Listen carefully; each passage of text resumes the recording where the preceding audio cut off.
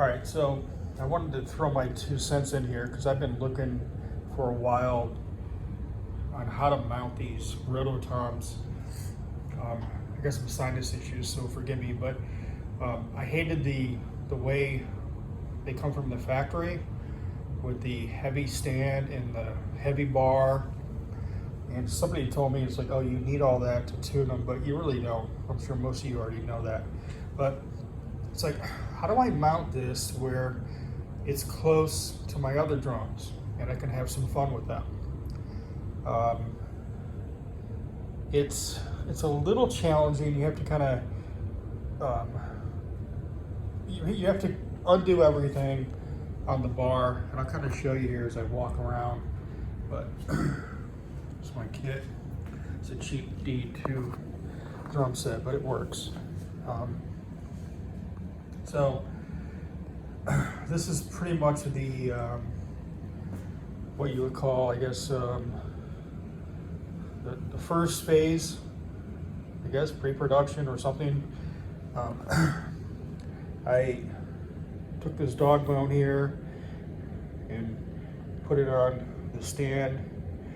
Ideally, what I originally wanted to do is just clip these, find some sort of clipping or clamp where I can clamp these on, because as you see, like right here, still got that end piece on, and somebody sells these. You can just take these right out. This is 3/8, and you can cut that off, or just go to Home Depot, unscrew this, get a 3/8 thread, and then get a 3/8 coupler to put on the end instead of this, and then you can screw it on. I mean, I don't really give a shit about the threads really, but it helps when you get a coupler here. It helps when you want to tune them. But I mean, this tunes too, but this is just a hack version right now. But as you see, I got it right above that tom, and I mean, it works out great. It's the first night testing it out, but I saw like Thomas Lang's video to where they instead of putting the coupler on, he reversed some mechanism, but you don't really need to do that. I'm not Thomas Lang, obviously. I'm just an amateur, so I'm not going to tell him what to do, but there's ways around that. And you know, the music industry anyways, they're slow to innovate, so you rarely get shit you actually want. You have to make it yourself, like Eddie Van Halen did. So right here, I kind of hacked this pole here. Now my drum has these pole pieces. Some of yours doesn't. Some of you guys might have a rack or something like that. But where is it? Yeah, in my bag of goodies over there, the duffel bag, I had a couple of these clamps that I ordered from online. But as you see here, just come up, and again, for today anyways, I just wanted to try it out, so I had to unscrew all this, put this on, and then tighten it up, and now it's right above that tom. So then I go over here, I use another dog bone, what they call it, and a bigger brace, and I set that one up in front of that tom.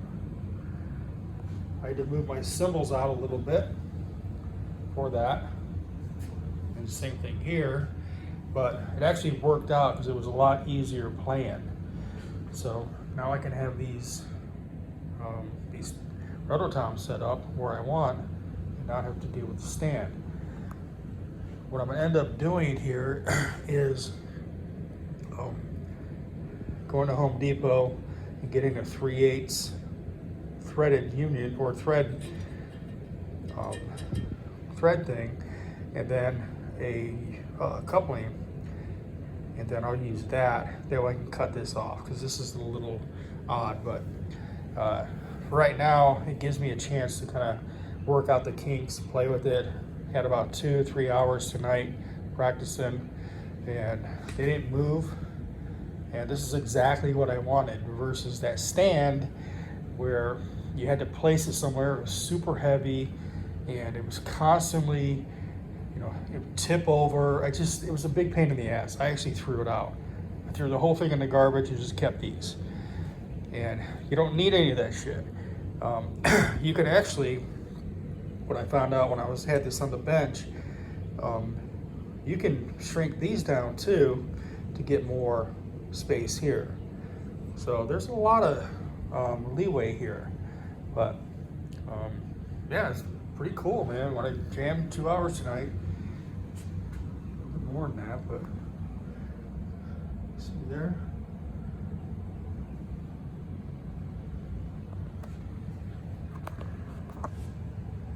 Just kind of adds a little bit to the sound. It gives me something to practice with, and yeah, it works out pretty good. Show you over here what my first idea was. Actually, I'm going to end up selling this. This is a Gibraltar docking station. I messed around with this for a few months, but didn't really work out. So I kind of went back to two stands. But it's pretty cool, man. Just no snareless or legless snare. What I first ordered was this from Amazon. This is pretty cool. This might be good use if I want to put a small cymbal or cowbell or something, but it really couldn't. It held the weight of the smaller Roto Tom, but you can tell, you know, a little bit of hitting it too hard would throw it out of whack. So I dumped all this shit. You don't need this. This is all extra weight. Washers. Again, I don't really like the way they sell those Roto Toms, but for a beginner, they probably work, but you can't move them anywhere. And again, I'm sure you guys get a bag of goodies here you can dig into. I've already used most of my shit, but yeah, so I just wanted to kind of show you what I had here. Recap for the small tom above, small Roto Tom above the small tom. Use one of those clamps there.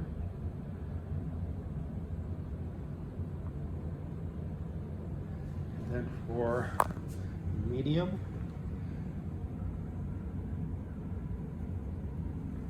get them down here, which I'll end up replacing this thread. A prototype. This is kind of what I want to say. This is like a prototype, but I'm going to play with this for a while and then see if I need to change anything. Maybe I don't, but it'd be nice to kind of get rid of this and have something a little bit more stable. But and then the third, get rid of those. I don't know if you can see that.